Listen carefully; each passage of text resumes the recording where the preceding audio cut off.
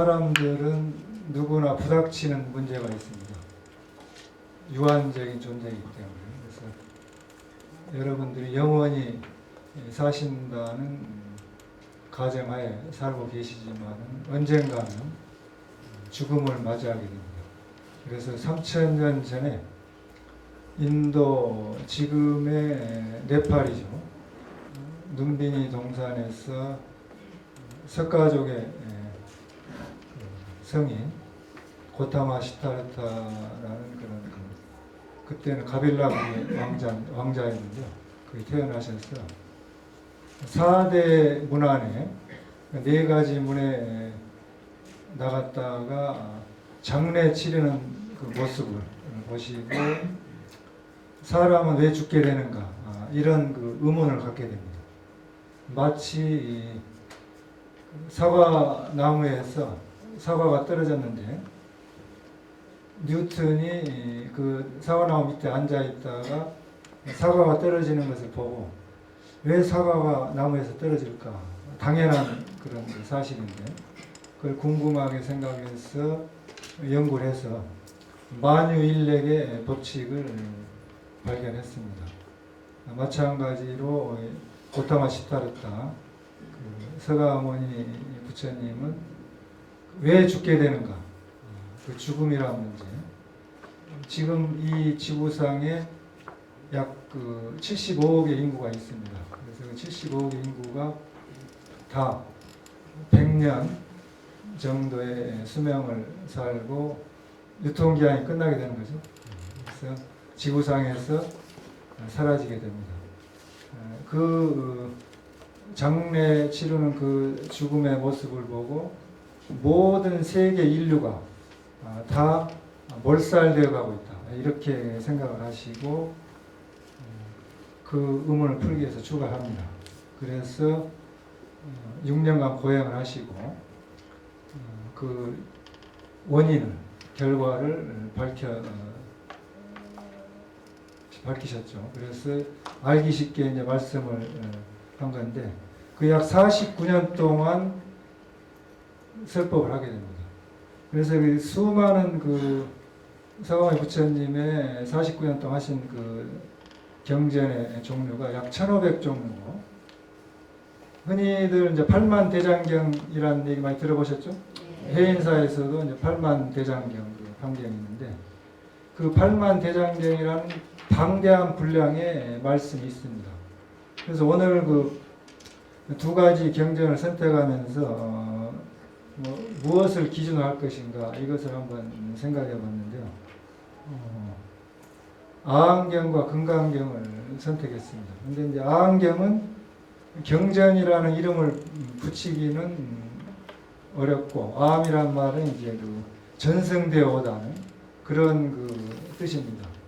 그것을 중국에서는 이제 약 4가지 아함이 이렇게 이제 기록이 되어 있고 그리고 남방 불교에서는 5가지 아함이 니까야라 해가지고 기록되어 있습니다. 그것이 약 종류가 한 5,200여 가지가 됩니다. 그래서 한 가지 경전으로 통합을 해서 하기가 어려워요. 짧게 구전을 내려왔기 때문에. 그렇지만은 이제 그 아항경의 핵심적인 그런 내용을 간략하게 설명을 드리겠습니다. 그리고 금강경의 내용은 시간 관계상 다 말씀을 못 올릴 것 같습니다. 근데 이제 이 중국에서 49년 동안 그 말씀하신 경전을 아주 일목요연하게 분석을 해놓은 거 있습니다. 그것을 이제 천태지휘대사가 58교라고 하는데 5가지씩 그래서 첫 번째는 이제 화엄시다. 화엄시. 부처님께서 깨달으시고 21일 동안 이렇게 말씀하신 그 법문 화엄시라고 하고 두 번째는 이제 아함시다. 아함시는 12년 동안 말씀을 하셨는데 이것을 우리 현대 교육 과정에서 비교를 하면은 그 기초 과정, 초등학교 과정의 수준이라고 하면 맞겠습니다. 세 번째는 이제 방등신데 그 8년 동안 소승이라고 하는데 남방불교를 소승이라고 합니다. 그래서 그 8년 동안 방등경을 말씀하셨는데 이것이 이제 중학교 과정이라고 이해하시면 되겠고 네 번째가 반야시는 이제 그 고등학교 과정이라고 하는데 금강경, 반야신경 약 600여 가지 반야부 경전이 있습니다. 그리고 마지막 그 이제 대학교 과정인데 법화시, 열반시라고 하는데 이건 이제 8년 동안 설법을 하시고 마지막 날 열반한 날 하루 동안에 열반경을 말씀하셨습니다. 그래서 이렇게 그 49년 동안 하신 그런 경전을 5단계로 분류를 해가지고 잘 이렇게 설명해 놓으셨습니다. 그리고 이제 이 8교는 4가지 방법, 그러니까 그 가르침을 이끄는 형식과 방법을 4가지로 분류해가지고 동교, 정교, 비밀교, 부정교 이렇게 4가지로 나눠서 경전을 분석을 했습니다. 그리고 또 이제 3장교, 소승 가르침, 그 다음에 통교, 별교, 원교 이렇게 4가지로 가르침의 그 방법에 따라서 이렇게 분류를 했습니다. 그래서 이 58교로 분석을 하게 되면은 49년 동안 하신 8만 대장경에 1500종류의 그 경전을 일목요연하게 관통해서 아주 간략하게 이해를 하실 수가 있습니다. 그래서 그 중에서 이제 선택한 게 아한경과 금강경인데 금강경은 대한불교 조교종의 소위 경전이고 반야부의 핵심적인 경전입니다. 그리고 이제 아한경은 초기불교, 부파불교, 대승불교로 이어지는 그런 과정에서 근본적인 교리를 말씀하고 있습니다. 그리고 이제 아한경에서 가장 그 핵심적인 내용들은 고진멸도 사성제, 그 다음에 삼법인, 그리고 사막, 팔정도 이런 종류를 이렇게 간략하게 말씀을 올릴 수가 있습니다. 그럼 불교에서는 우주와 인생의 원리를 어떻게 파악을 하고 있는가? 그 불교의 세계관은 아주 그 소박하고 현실적인 그런 그 세계관입니다. 그래서 이제 쉽게 말씀드리면은 여러분들이 지금 이 눈으로 보고 귀로 듣고 계시죠. 그래서 눈으로 보고 귀로 듣는 그 인식기관, 또 코로 냄새를 맡는, 또 입으로 맛을 보는, 또 몸으로 느끼는, 지금 여기 앉아 계시지만 무슨 생각을 하고 계시는 그 생각 6가지 감각기로 들어오는 색성향 미촉법, 이 12가지, 그러니까 안이비설신이 색성향 미촉 12가지 12처가 이 모든 세계를 다 말씀하고 있다는 거죠. 그러니까 불교에서는 현실적인 그 세계관으로 우리들이 인식할 수 있는 것 외에는 없다는 겁니다. 그것이 이제 서가모니 부처님이 발견하신 12처, 우리들이 눈으로 보고 귀로 듣는 것, 그거 외에는 이 세계관이 없다. 그렇게 이제 말씀을 한 거예요. 그리고 이 세계는 무상하고 허망하다. 그래서 이제 재행무상, 무상하고 허망하기 때문에, 영원성이기 때문에 모든 것이 고통이다. 그리고 그 고통을 벗어나는 방법은 열반의 세계로 들어갈 수가 있다. 그렇게 간략하게 말씀합니다. 그래서 이 세계에 태어나는 모든 생명체들이 태어났기 때문에 죽는 것이다. 그러면 죽음을 탈피하려면 태어나지 않는 방법이에요. 태어나지 않는 방법은 뭐냐? 우리가 마음을 닦아서 수행을 하면 그 생사해탈할 수 있는 열반의 경지가 있다는 그런 말씀입니다. 그래서 이렇게 그 아한경의 그 12년법이 나오는데 이것도 설명하려면 시간 관계상 굉장히 시간이 길어진다. 그래서 지금 아까 그 종소리가 나가지고 10분 이내에 말씀을 해야 되기 때문에 결론을 짓겠습니다. 결론을 짓는데 그러면은 이 아한경에서 말씀하는 가장 초보적인 그 현실, 눈으로 보고 귀로 듣는 그런 그 현실관에서 금강경으로 넘어가게 되면은 이것이 그 업그레이드가 됩니다. 그렇죠. 스마트폰도 한번 업그레이드가 되죠. 그렇게 이제 이 부처님 말씀이 한 단계 업그레이드해서 공을 말씀하십니다. 공돌이를 말씀하셔가지고 일체 모든 게 다 공이다. 그래서 여러분들이 가장 그 쉽게 많이 들으셨죠. 색불이공, 공불이색 들어보셨죠? 그러니까 그 공과 색이 둘이 아니고 하나다. 그러한 이 공의 원리로 아한경에 나오신 말씀을 274자 바자신계 간단하게 말씀을 하고 금강경에 5,600여 자로 이렇게 간략하게 줄여서 말씀을 하게 됩니다. 그래서 금강경에 나오는 내용을 시간 관계상 생략을 하고요. 아한경의 그 근본적인 말씀이 우리들이 눈으로 보고 귀로 듣는 현실 세계에서 출발해가지고 눈에 보이지 않는 죽음의 문제를 해결할 수 있는 방법을 개정의 사막과 팔정도 그런 그 마음 닦는 수행법 37조도품 여러 가지 그런 실천적인 말씀을 해드렸습니다. 그래서 이걸로 매듭을 짓겠습니다. 예, 감사합니다. 예, 큰 박수 부탁드립니다. 발제문에 보면은 무착보살님께서 도솔천에 올라가셔 미륵보살님께 금강경을 잘 이해할 수 있는 그 개송을 받으셨는데 80일까지 개송을 받았다고 하셨는데 그 당시에 그 사항의 그 부연 설명을 잠깐 부탁드리도록 하겠습니다. 네, 무착 보살님은 부처님이 열반하시고 약 900년경에 북인도 간타라고 태어나셨습니다. 그래서 이제 그분은 이제 미륵 보살님을 미륵 부처님을 독실하게 믿는 분이신데 미륵 부처님을 칭견하고자 천일기도를 12년 동안 4번에 걸쳐서 이렇게 하게 됩니다. 그래가지고 천일기도를 4번을 했는데 미륵 부처님을 칭견하지 못했어요. 그래가지고 미륵 보살님이 인연이 없는갑다 해가지고 산을 내려갔는데 어느 마을에 다다라가지고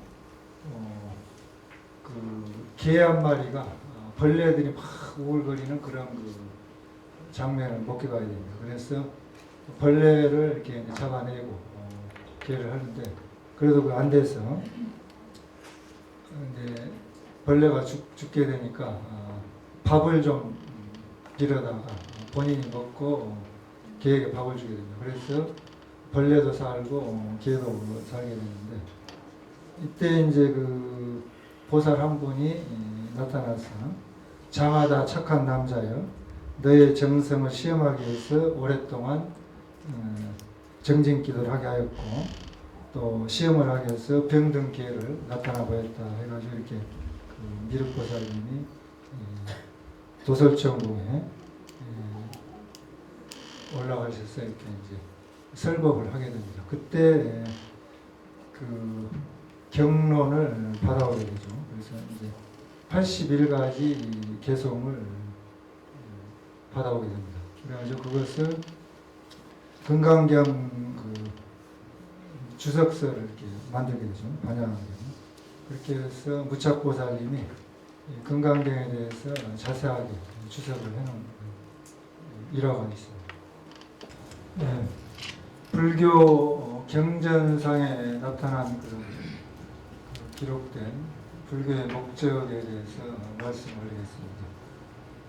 불교는 그 깨달으신 분이 인간으로 태어나서 깨달은 사람이 깨달음에 대해서 모든 사람들을 깨닫게 하기 위한 그런 그 말씀입니다. 그래서 궁극의 불교의 목적은 모든 중생들이 깨달음에 이르는 정각, 깨달은 사람과 똑같은 부처님과 똑같은 정각을 얻기 위한 그런 것이 목적입니다. 그 야한경에 이제 보면은 서가모니 부처님께서 내 생은 다했고 범행은 섰으며 할 바는 하였고 후유. 후유라는 것은 이제 다음 생에 육신을 말합니다. 몸을 받지 않을 것이다. 이런 생과 사의 해탈의 경지인 열반을 증득했다는 것을 말씀하십니다. 또 현재 법에서 반열반이라 하면 어떤 것인가? 늙고 병들고 죽음을 멀리하고 욕심을 버리고 번뇌를 일으키지 않고 마음이 잘 해탈하는 이것을 이르되 현재 일상생활에서 우리들이 살아가는 데서 반열반을 얻었다고 한다. 이렇게 그 아항경에 말씀을 하셨습니다. 그래서 이것을 보면은 불교의 목적은 수행을 통해서 마음 닦는 법, 37조도품 여러 가지 그런 수행법을 통해서 궁극의 경지인 생과사를 해타는 열반을 목적으로 하고 있습니다.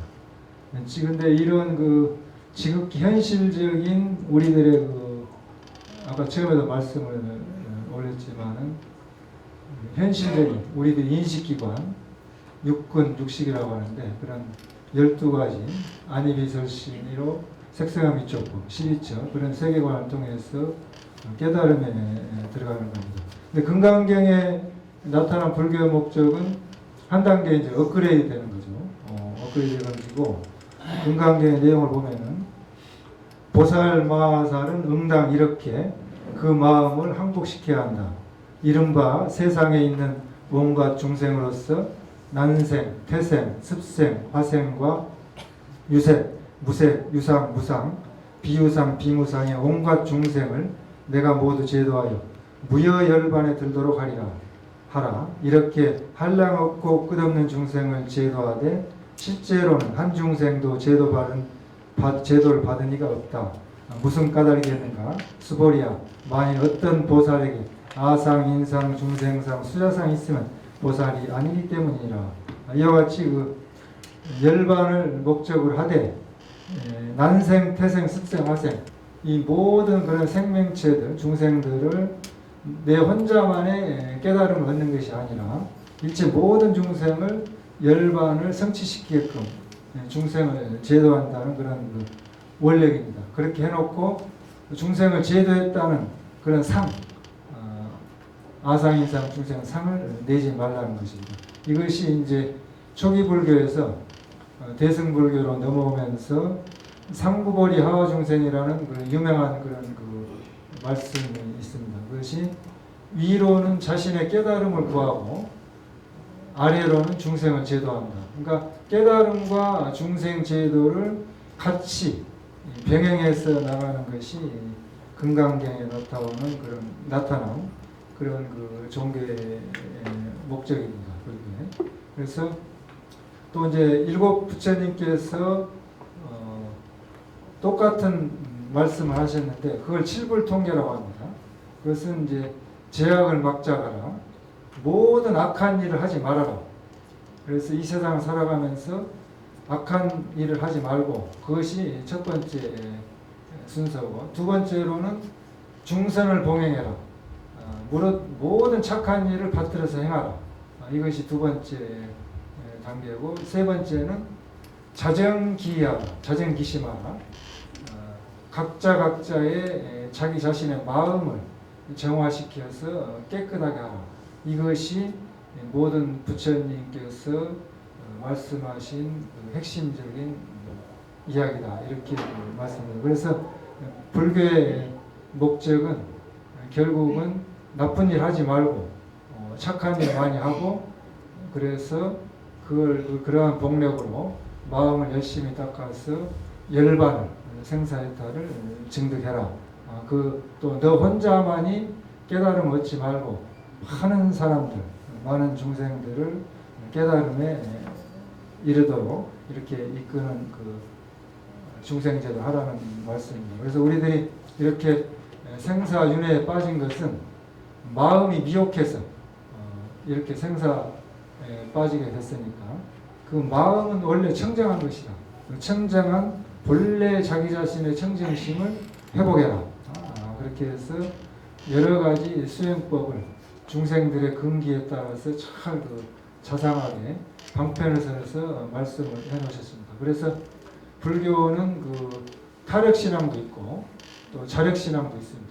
쉽게 들어가는 것은 부처님을 믿고 의지해서 가는 것을 이해문이라고 하고 또 자기 자력으로 가는 것을 이제 난행문이라고 합니다. 그래서 두 가지 그런 수행법을 통해서 깨달음에 이르를 수가 있습니다. 그래서 대승 불교로 가면서 불교가 많이 업그레이드 돼가지고 여러분들 중생 현실 속에서 내 자신과 많은 중생들을 같이 더불어서 깨달음으로 들어가는 그런 길을 제시해 놓았습니다. 불교에서는 그 윤회를 벗어나는 것이 곧 죽음을 벗어나는 것이라 이렇게 이해해도 되겠습니까? 그렇게 이해도 되겠습니다. 네, 그 윤회를 벗어나는 것에 대한 설명을 잠깐 부탁드리도록 하겠습니다. 불교에서는 우리들이 이 몸을 받게 된 것을 초기 경전에서는 삼사화합설이라고 이렇게 말씀을 하십니다. 삼사화합설이라는 뭐냐면 세 가지가 화합돼서 이 세상에 태어났다는 것입니다. 그것은 한 가지는 뭐냐? 아버지의 몸과 두 번째는 어머니의 몸. 그러니까 아버지와 어머니, 부모님의 몸과 여러분들 지금 여기 이 자리에 앉아 계신 여러분들이 이 세 사람이 화합을 해서 이 세상에 오게 됐다는 거예요. 그러니까 지극히 의학적으로도 현실적으로도 이게 우리들이 생각할 수 있는 아주 상식적인 말씀입니다. 그래서 불교에서는 사람을 창조했다는 그런 말씀을 하시지 않고 아버지와 어머니와 너 자신이 세 사람이 화합해서 이 세상에 왔다. 그렇게 말씀을 하시고 근데 이 몸은 내가 받은 몸은 유한하다. 언젠가는 버리고 가야 된다. 그래서 버리면 죽음으로 끝나는 것이 아니고 다시 반복돼서 업력에 의해서 여러분들이 미혹한 그런 마음으로 100여 년 동안 살면서 지은 업력에 행위에 반복된 업력에 의해서 다음에 또 그런 몸을 받아서 태어난다.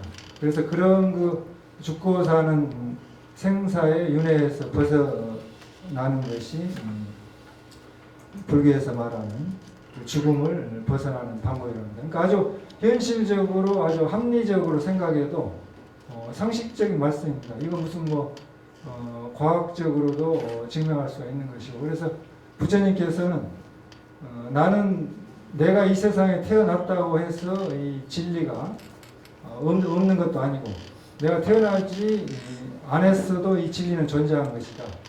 그렇기 때문에 이 깨달음이라는 것은 내가 태어나고 안 태어나고 관계없고 또 내 자신에 의지하지 말고 각자의 본래 청정한 각자 불성이 있으니까 부처님 성품이 있으니까 각자의 성품에 의지해서 또 내가 말씀해 놓은 그런 경전을 이제 열반의 경전에 도달하게 되면 그것도 버려야 된다. 그렇게 말씀했습니다. 그래서 부처님께서는 그런 열반의 경지에 들어가는 것을 생사해탈이라고 분명히 말씀하셨고 또 여기에도 집착하지 말아라. 생사와 열반이 둘이 아니다. 그런 말씀을 하시고 또 팔만대장경 49년 동안 한 말씀도 한 일이 없다. 그러니까 여러분들 각자의 자신의 청정한 마음에 의지해서 공부에 들어가라. 그것이 이제 유명한 마지막 열반하실 때 자등명 법등명이라고 말씀을 하십니다. 그래서 이제 불교의 윤회를 벗어나는 것이 죽음을 벗어나는 것이라고 이해도 하겠습니다. 불교에서는 이 반야심경을 이렇게 연구를 하시고 천도교에서는 좀 아까 말씀하신 것과 마찬가지로 21자 주문을 또 이렇게 외우고 기독교에서는 주기도문을 합니다. 네, 불교에서는 수행하는 방법이 크게 네 가지로 나눌 수 있습니다. 그래서 첫 번째가 참선문, 참선, 그러니까 마음을 집중해서 들어가는 그런 참선문이 있고, 그다음에 연불문. 연불은 아까 말씀하신 같이 이제 부처님 명호를 불러서 이렇게 들어가는 방법이 있고, 또 주령문이 있습니다. 주령문은 아까 이제 그 주문이라고 했는데 비밀주, 밀주 주력을 외워서 수행에 들어가는 거고, 다음에 독경문, 경전을 읽어서 이렇게 강경이라고 눈을 보게 되죠. 네 가지 문이 있습니다. 네 가지 수행 방법을 통해서 자기 자신의 청정한 마음과 부처님의 마음과 개합하는 것이죠. 그래서 연불은 이제 간단하게 그 단어 그 뜻대로 생각념자 부처불자, 부처님을 생각하는 것을 연불이라고 합니다. 그래서 그런데 이제 그 부처님이 엄청나게 많은 그 명호를 가지고 있어요. 그래서 미륵 부처님, 또 서강 부처님, 또 아미타 부처님, 엄청나게 많은 부처님 그 명호가 있는데, 그 많은 부처님 명호 중에서 본인이 한 부처님을 선택을 해서 그 부처님의 말씀을 계속 반복해서 소리를 낼 수도 있고 소리를 내지 않을 수도 있습니다. 마음속으로 이렇게 해서 들어가는데, 그 단계는 크게 소리를 내서 하는 연불을 고성지라고 해요. 소리를 크게 내서 마치 이제 그 팝송이나 유행가를 부르듯이 이렇게 불러서 하는 그런 방법이 있고, 그다음 그 단계에서 업그레이드 되면 미성지라고 있어요. 소리를 조그맣게 마냥 클래식처럼 이렇게 은은하게 이렇게 해서 불러서 들어가는 방법이 있고, 그 다음에 이제 유가지라고 있어요. 유가지는 소리를 내지 않고 그냥 그 연불을 생각으로 이렇게 하는 거죠. 그게 세 번째 단계고 업그레이드 된 것이고, 네 번째는 금강지라고 있습니다. 금강지는 이제 그 연불의 최고의 단계인데, 그 연불을 부처님 명호를 부르면서 자기 자신 안에 있는 마음속의 자성 부처님, 모든 그 중생들에게 가지고 있는 그 부처의 성품, 그 성품과 개합하는 단계를 하죠. 그것은 이제 그 참선문, 선으로 회통되는 그 문입니다.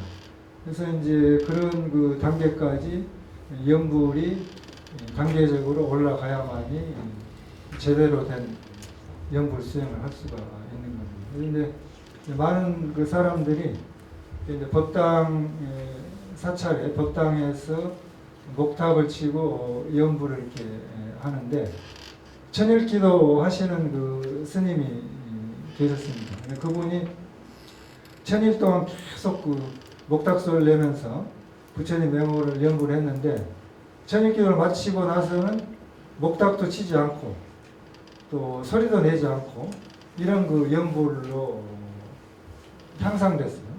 업그레이드 해가지고 연불을 이렇게 하시는데, 이제 일반적으로 보통 그 눈에 보이는 그런 그 현상만 보고는 목탁을 치고 소리를 내고 입으로 부처의 명을 불러서 연불을 해야만이 그 연불이라고 생각을 하는데, 기도를 오래 할수록 그 단계가 고성지, 미성지, 유가지, 금강지 이렇게 업그레이드 되는 거죠. 그래서 그렇게 연불이 그런 단계가 있습니다. 그래서 우리들이 이제 손쉽게 할 수 있는 방법은 부처님 명호를 쉽게 부르면서, 그래서 이제 108염주를 이렇게 돌리는데, 108염주도 숫자가 뜻이 있습니다.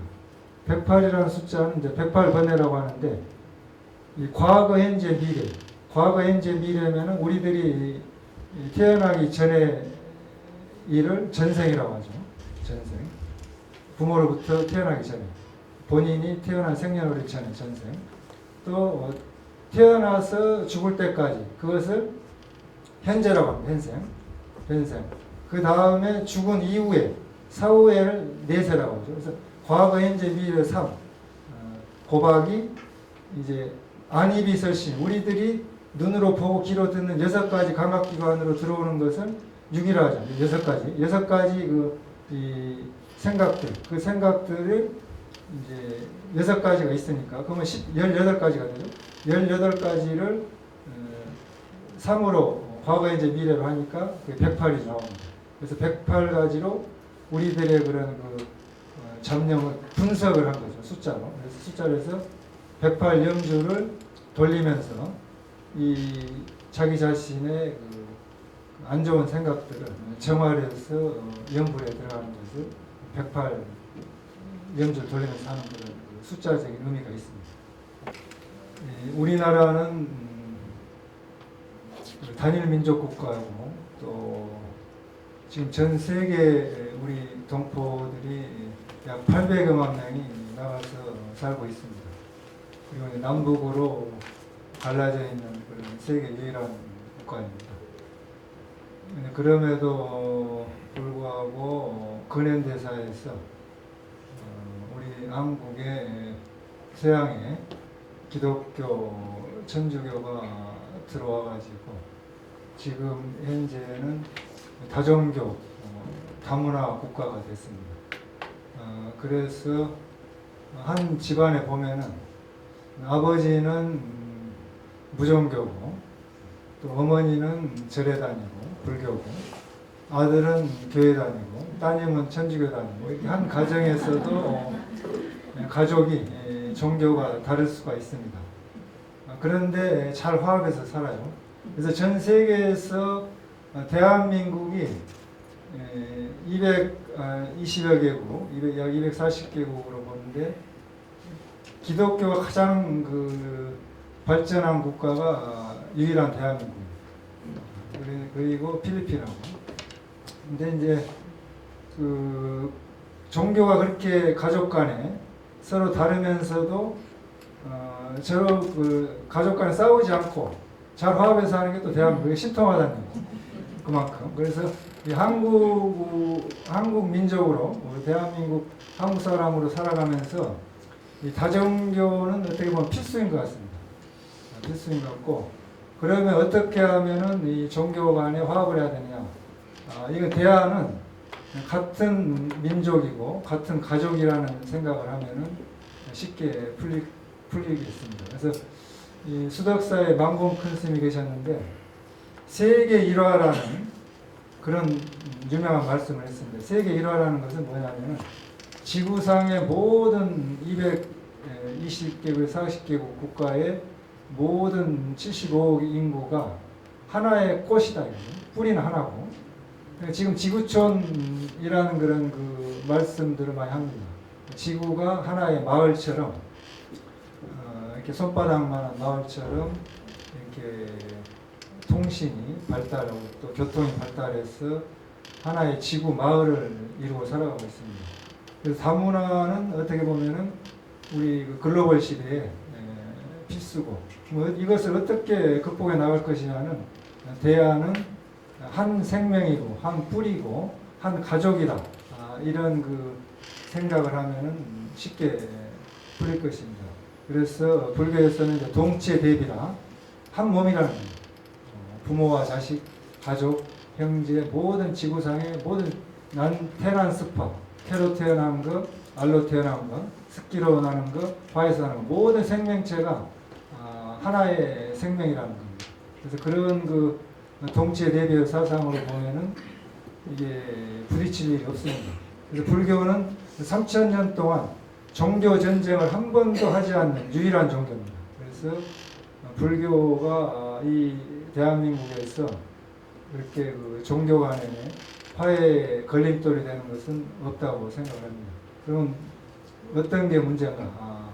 그런데 외래 종교가 들어왔을 때 그걸 우리 한국 대한민국 국민이 잘 융화를 해서 또 다문화 국가, 다른 나라 그런 문화를 가진 사람들이 들어왔을 때 지금 이제 동남아 국가에 그런 다문화도 많이 있고 유럽이나 미국도 많이 있는데 다문화 그런 그 가정들을 잘 포용해서 하나의 국가로 나아갔으면 좋겠습니다. 더 나아가서 남과 북이 하나가 되고 더 나아가서 이 세계가 하나로 화합해서 나가는 세계 평화, 종교 평화를 이루었으면 좋겠습니다. 이런 그 프로젝트로 이런 종교 간에 서로 교리를 이렇게 발표하고 또 서로 종교를 알고 인정해 준다는 것은 고무적이고 바람직한 일이라고 생각합니다. 감사합니다.